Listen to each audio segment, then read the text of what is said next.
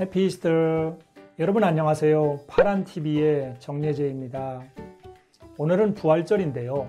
병아리가 알을 깨고 나오는 파란의 축복이 여러분들에게도 임하시길 기원합니다. 오늘 저는 병아리를 생각해서 노란 넥타이를 메고 나왔습니다. 이 시간은 업계 소식을 빠르게 전해드리는 주간 네트워크 시간입니다. 오늘은 3월 마지막 주에 올라온 소식을 정리해드리겠습니다. 먼저 공제계약 해지업체에 관한 소식입니다.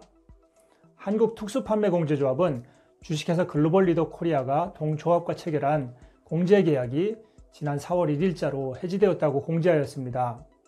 글로벌리더 코리아는 2019년에 주식회사 GL코리아라는 이름으로 다단계 판매업체로 등록하였다가 지난해 6월 글로벌 코리아로 명칭을 변경하였습니다.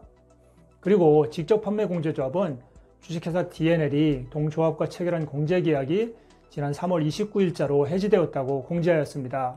주식회사 DNL은 지난해 6월 다단계 판매업체로 등록한 회사입니다. 요즘 가상화폐와 관련한 불법 피라미드 소식이 끊임없이 언론 매체에 올라오고 있는데요.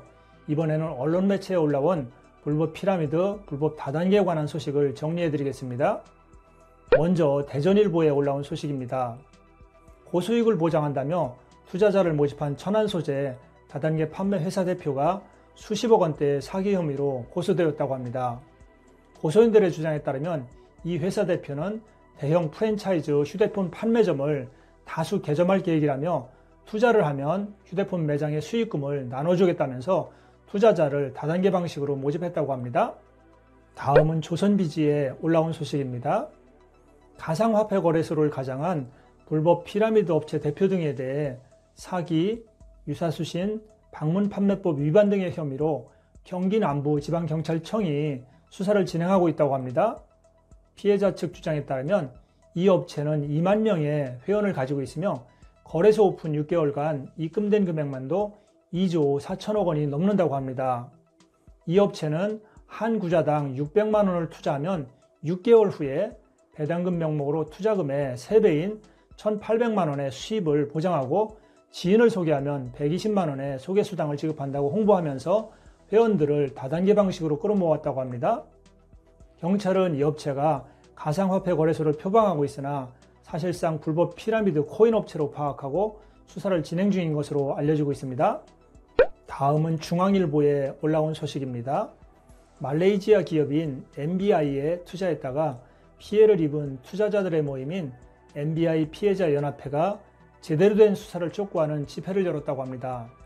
이들은 MBI 피해자가 전국적으로 8만여 명에 이르고 피해액이 5조 원대에 이르는데 수사와 처벌이 제대로 이루어지고 있지 않다며 피해자 구제를 위해 전국 통합 수사를 촉구했다고 합니다. 다음 소식입니다. 전자공시 시스템에 공개된 애터미의 2020년도 감사보고서에 따르면 애터미의 지난해 글로벌 매출이 전년 대비 18.25% 성장한 것으로 나타나고 있습니다.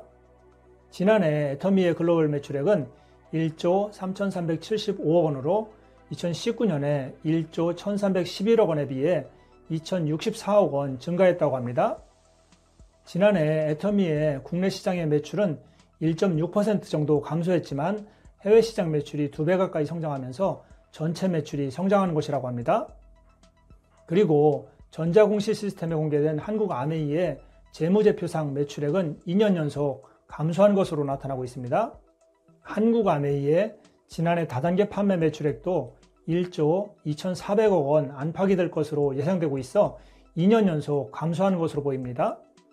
다만 지난해 한국 파트너 기업들의 매출은 7% 정도 증가했다고 합니다. 다음 소식입니다. 아프로존이 네트워크 마케팅 업계 최초로 네이버 파이낸셜과 제휴를 맺고 네이버 페이 간편 결제 서비스를 시작했다고 밝혔습니다.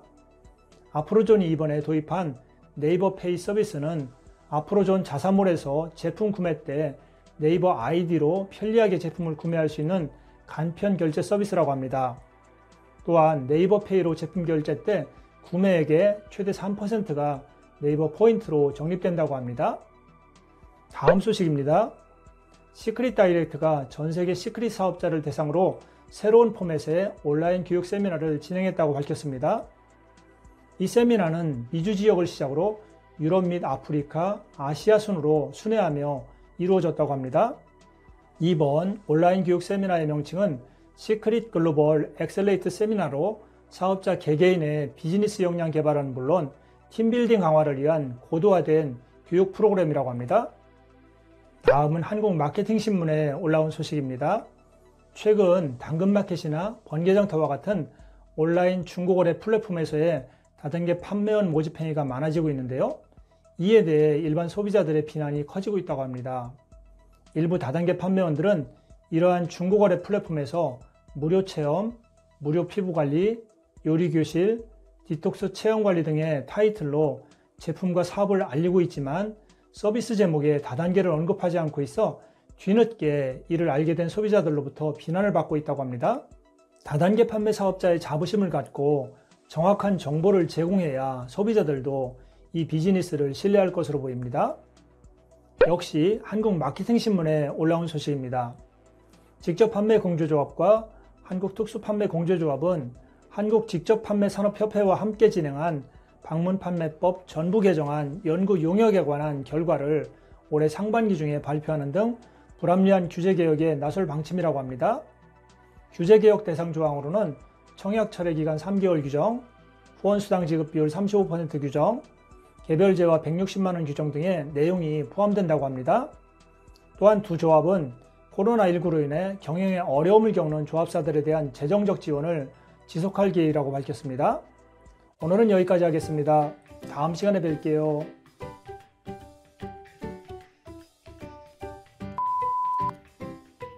또 하라고 구독과 좋아요, 알림, 댓글 됐습니까? 여러분 부탁드립니다.